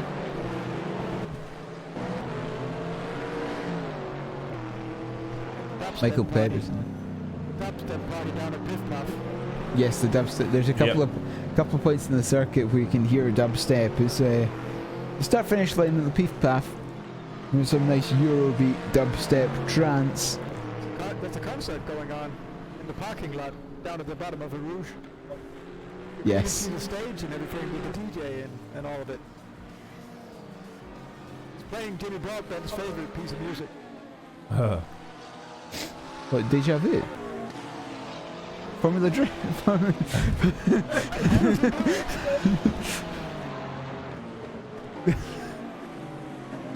As Michael Pedersen is coming across the F1 start such a finish gap line now. in LMP2, it's even tighter than it is in GT3. 0.076. The gap now to SRF, who just happened to be my choice for the LMP2. It doesn't seem to have given them bad looks so far. For now. For now. I did say. For now, perhaps. Yes. Just have to wait. Just have to wait until tomorrow to see if you have given them I'm bad sure I'll luck. get some messages from a couple of drivers saying change your choice of team.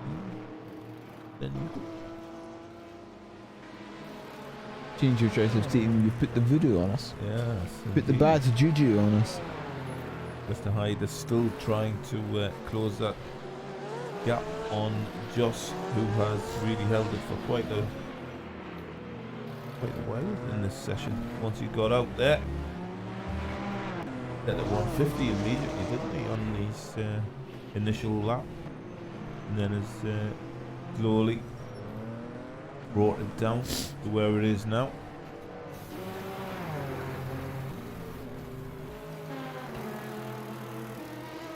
DMD in third position in the GT3. Viaductum still holding on to fourth. Pretty tight, 0.2 down to fifth.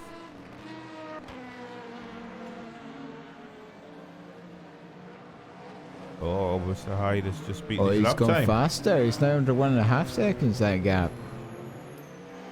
That's all you can ask of The yourself. next one car is provisional pole in LMP2. Jimmy Tatui. It's opened up to 0.2, the gap now. 0.223, the gap. Just a quarter of a second, again, not much, but at some point you've got to reach the limit of these cars. But the question is, when? When is the limit? Oh, as you can see, Michael Pedersen having a big off and the rear wing deciding to not love the car anymore. Because that's coming through Blanchimont, actually. Can he make it? Well, I'm very surprised the back didn't step out under braking for the chicane there. He's managed to make it back in. Oh, just about. And back into the pit lane. Very nice.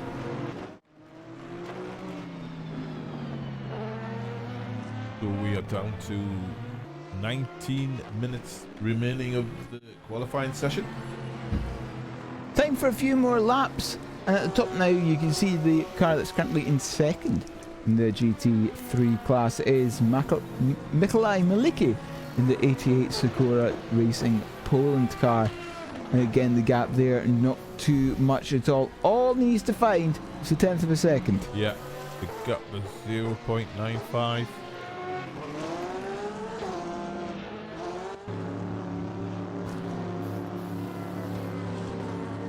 As Craig Hyde is now coming back out of the pits in the Pro Sim 99 car, trying to better that lap. James Tatui and Elias Fernandez both coming back out as well. You can't afford to be sat in the pits, really. No. Not at this stage now. Not with the way the laps are starting to come down. The rubber's being laid down. The track is getting faster. On the bottom now, you've got the DMD Simsport car, the one that's currently third in the GT3 class as well. So these two trying to take away pole position from Heikki Kolvenbach in T3. Got to get out on track and put your laps down now. Try and hit all your apexes. Try and minimise the slide out of your turns, especially the medium to fast turns. Because as we can see, the gap in GT3 is 0.095, and a corner exit could have been that difference. It could have just been that difference, especially coming through the coming out of the chicane or coming out of the source as well, because those two exits are incredibly important in terms of lap time. Henry Cynic back out on track again, trying to bring the gap down. Do the most wanted entry, driven by Jamie Tatui at the minute, who has provisional pole, has taken it away from Henry Cynic, who has been dominant up to that moment. Yeah. But Jamie had slowly but surely brought that time down. He brought it down to 0.2, and then Henry responded it and opened another tenth on that. And Jamie slowly but surely ate into it until he finally bested it.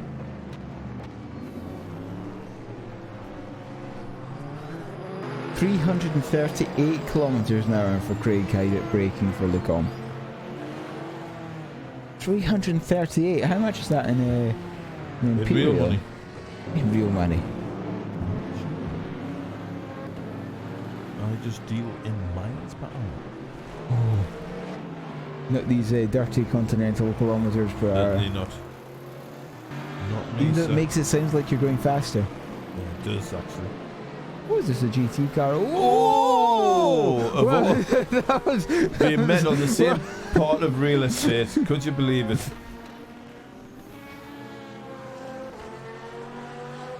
Yeah. in the runoff at Puon. It wasn't even on track. It was in the runoff. Poor guys. And the GT3 car still there. Henry Cynic going off while they're trying to get a really good run out of the source actually coming on to his next flying lap. Quarter of a second is what he needs to find in order to take pole position back as he crosses the start finish line. Coming up, Eau Rouge and Radinal, an ever so slight lift of the throttle, literally going from 100 to 95% throttle coming up the hill. What can he do? Coming into the braking zone, it's 318 at the braking zone for Lecom. It's about 20 kilometers an hour down on the P1s and about 35 up on the GT3s actually. Jamie gave up that lap as we're now on the bottom screen with Henry Cynic, who for 95% of the qualifying session has certainly been on fire, has held provisional pole. Will Jamie decided to take it away? Oh, look at this on the top screen now with Elias Fernandez and everyone else trying to come out of the pits at the same time. I think it's a real traffic jam, isn't it? It's a 77 LMP1 car. It's the Treble 1 GT3. It's Elias Fernandez in the LMP2, and I think that's another LMP2 behind as well. It's one of the Drillers Motorsports cars. Yeah, but everyone trying to come out of the pits at the same time. which happens with the time Yeah, coming which down. happens. 13 minutes remaining of this qualifying session, and it's starting to really heat up now. The times are really coming down. Cora are really trying to push this gap back and take provisional pole back in the GT3 field. GT3 hold it at the minute. think we may see the driver swap coming in soon with Adam Kozakowski taking over for McLeod. Mr. Lindegaard's gone back into the Pro Sim car. Yeah. Trying to take bragging rights for the team. Yeah, I think it's good. I am the fastest. Just under 3/10 of differences there at the minute Yeah. between the two guys. 4 tenths actually. 4/10. Henderson coming out of the pits again. Trying to improve his time. Trying to take provisional pole back. The AMD SimSport holding on to the P3 in GT3. Of course, Viaducton in 4th, racing in the same Yeah. So same that's a room as real, them. that'd be a good result all round, I think. Once qualifying's over, if that's where they do indeed end up. As Fernandez on the top screen just trying to find space before his qualifying lap. He's managed to find it by slowing down on the F1 start finish straight before diving down the hill. Is he flat out through a Rouge and Radial? Yes, he is. Absolutely pedal to the metal. No sign of a lift whatsoever from the SRF22. And nor shall there be. With Oh, but there's a little big fuel in. wiggle. There's a big wiggle there because I think he just met traffic in the wrong place. Well, no, it was actually the car in front. The Drillers Motorsport car caught traffic in the wrong place, and indeed has gone quite wide at Bruxelles. So, he is still in the Socorro car.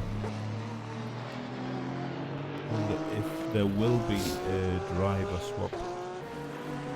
Fernandez going all the way around the outside and put on sliding backwards, sideways. Oh, caught it, but not done. but not going to improve this lap time. And those tyres will be less than new, shall we put it that way? I think He's we'll, gone back to the pits. Yeah, I think they'll big Well, it's a look up big from look up, yeah. Lindgaard there. Oh, and he loses the rear. Yeah, back to the pits. Christian Lewis seem to be catching people at the worst at the minute, don't we? Oh dear goodness. The number 4 on the side of the car using Bicolis livery, Yeah. of which I know one person who actually unironically supports Bicolis. You. No, it's not me. It's not. Unironically supports Bicolis.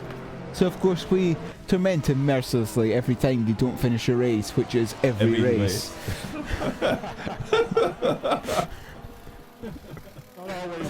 It's not always your fault. That's getting blatantly taken out. Yeah, they do. Well, what do you expect when your LMP2 paces an LMP1 car? Yeah. As a Christian I Lewis. remember being at Silverstone and they drove by and we went, that doesn't sound healthy. Yeah, next lap they came in, never went out again. Yeah, poor guys. It was just resting. It was only lap 2. It was sleeping for the next race. It had to conserve its energy. Ooh. Christian Lewis is having a bit of a day today. Jamie Itui there. LMP2 provisional pole sitter at the minute. Oh, as he loops it at the chicane. I thought he might have just done a nice 360, just kept the throttle in it, but Yeah, and decided to abandon. with time pressing, we're now down to 9 minutes remaining of this qualifying session. So any mistake, I think they'll just bail and get back to the pits and get back out, put some more fuel in. Fresh tyres.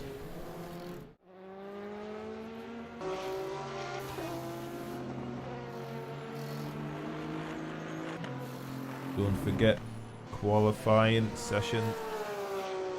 Just over 8.5 minutes left. Preparing for the 24 hours of Spa, one of the great tracks. Incredibly fast circuit. In fact, the Francorchamps done that's a 2-minute 14 at 0.17.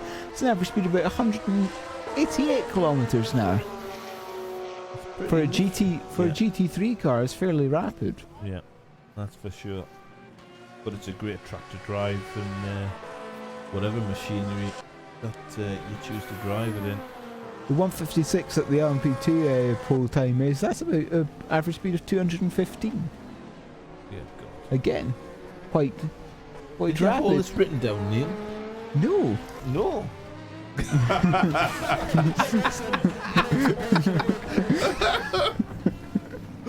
Oh, you've never changed.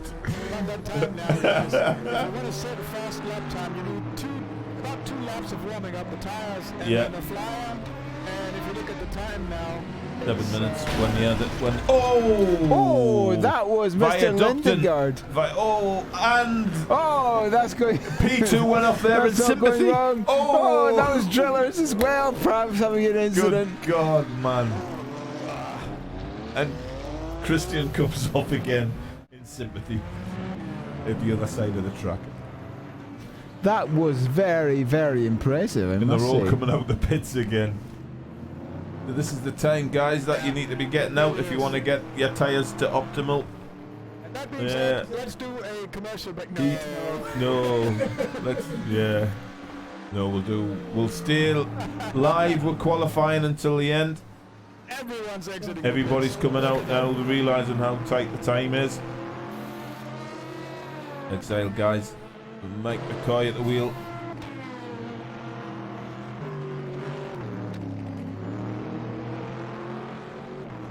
Best sector 1 for Yasa Oneda. New best sector. New best sector 1 from the Osaneda. Sector 2 now purple as well. Sector 2 purple. Yosser Joss is on a flyer. He quit. Yes. He must have crashed. Yeah, Yosser somewhere in needed sector to quit the lap. three. Yeah, Oh. he did. Made a mistake. Kyle Lindegaard now has the fastest sector at one time. Oh, they're going for it. It's a fight to the finish between Pro Sim. You see Lindegaard on the top screen, roughly following.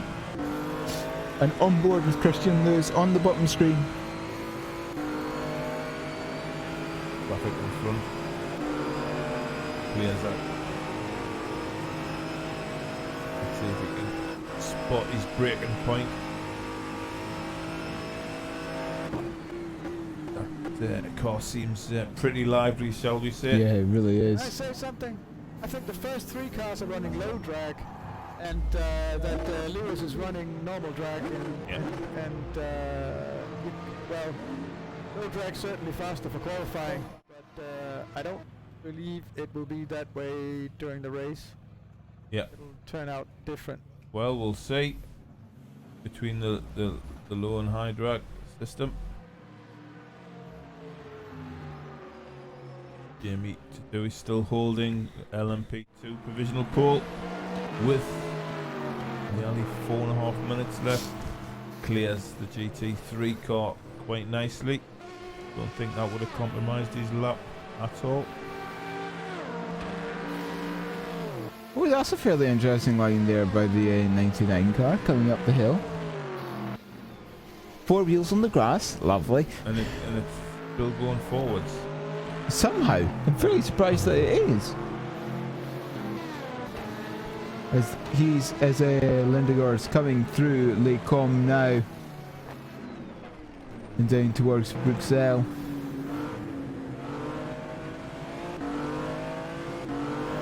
Is there traffic ahead? I think there It is. looks like There's there is GT quite traffic. busy actually. There's GT and LMP2, but you think he's going to catch that Callaway Corvette in the wrong place. He has. Yeah, that's compromised his lap. It's fine though. Somehow Kept his he's managed foot in to. it. The P2 managed to clear quite nicely in front of him, but Lingard didn't have that same look. I think he's gone wide, and he has. Yep. Yep.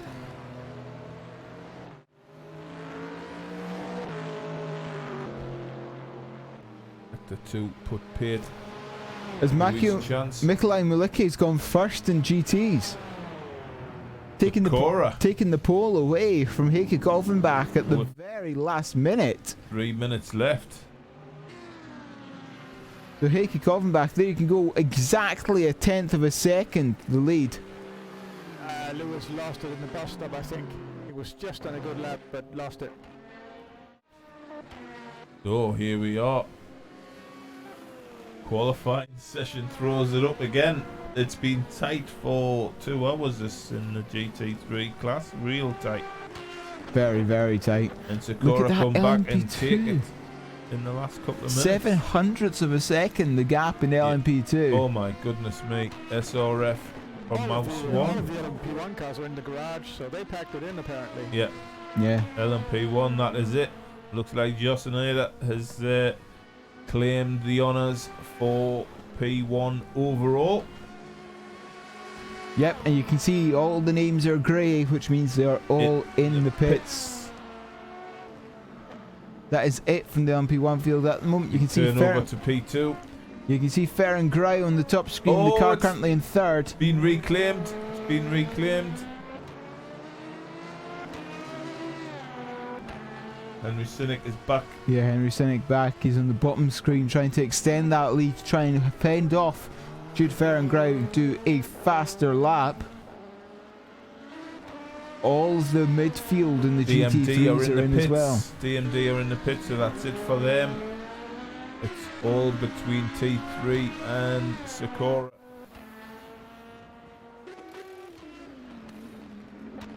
Yellow flags flashing all over the circuit. That is it. Back on top. Fernandez is in the pits. Yeah. Ferran Grau coming across the line. Goes +1 position. He's up into 6th. Well done. He's managed to split the other 2 cars that were only separated by 700ths of a second, I think.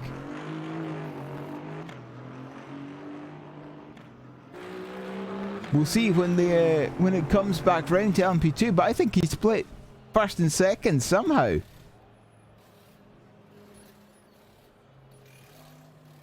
That is it. Henry Cynic has P2. So great. Yeah, someone left ahead.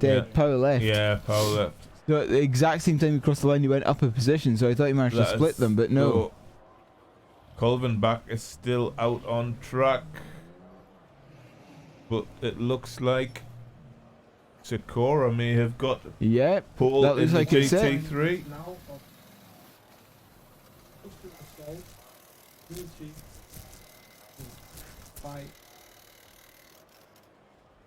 Yeah, so that is it for qualifying here at Spa. The qualifying session was started like a minute ahead of 22 o'clock then.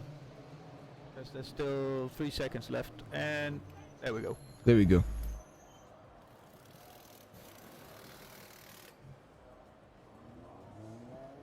Well, Yeah, so that is it for the qualifying session. So close gaps for especially in LMP2 and GT3. It's going to be Josser Neda in that number 85 ground effect racing car taking pole position in LMP1.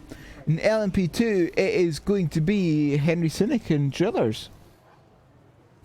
And in GT3 it's going to be Sakura number 88. Taking it in the last, what? 3 and a half, 3 minutes? Last couple of laps, taking it. From the T3, so that just shows you how close that class is. DMD SimSport, great result for them.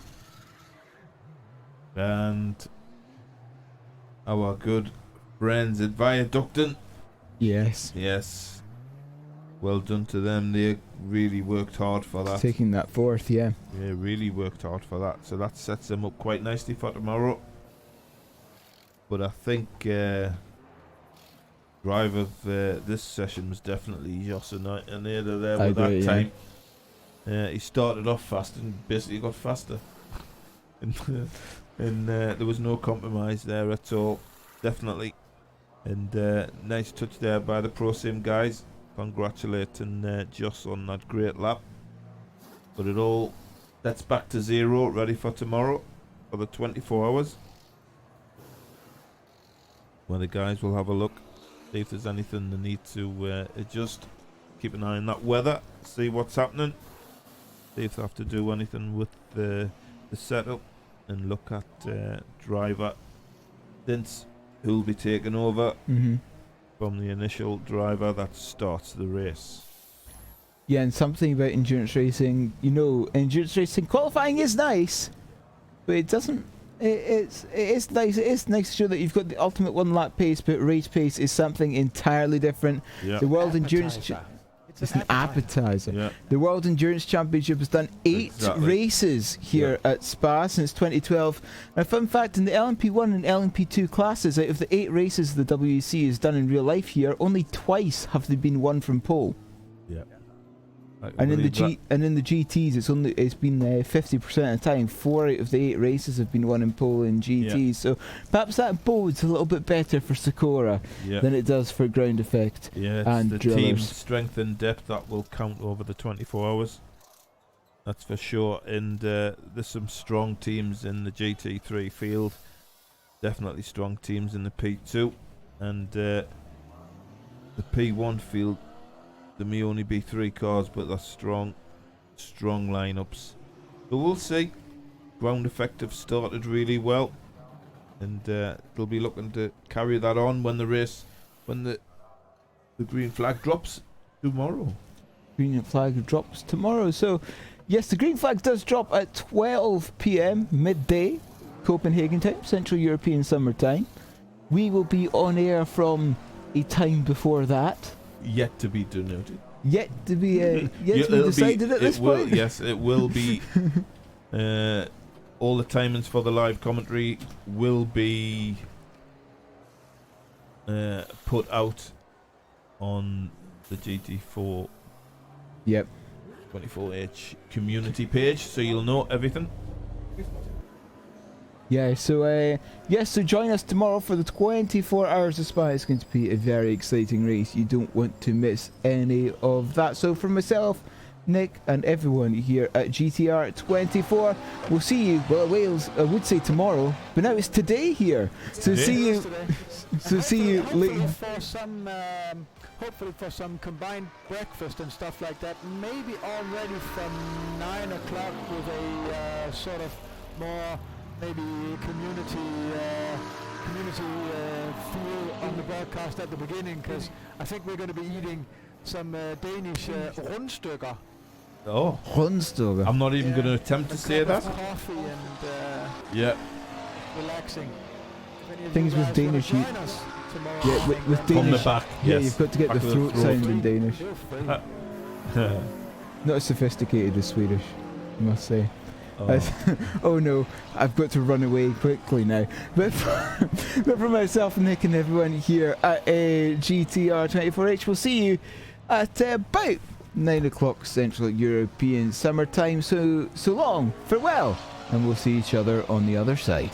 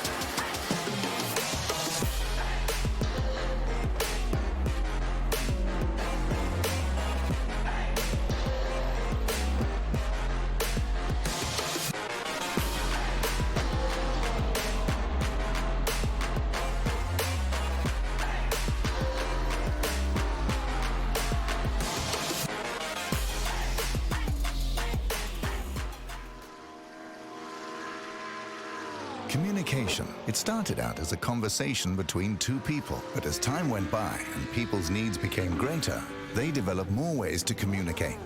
Businesses today need to minimize incomplete connections. Therefore, it is critical that they provide optimal service. Xilinx desktop, mobile and web applications can process everything from normal calls and callbacks to chats, emails and social media inquiries. Let Xilinx liberate your business.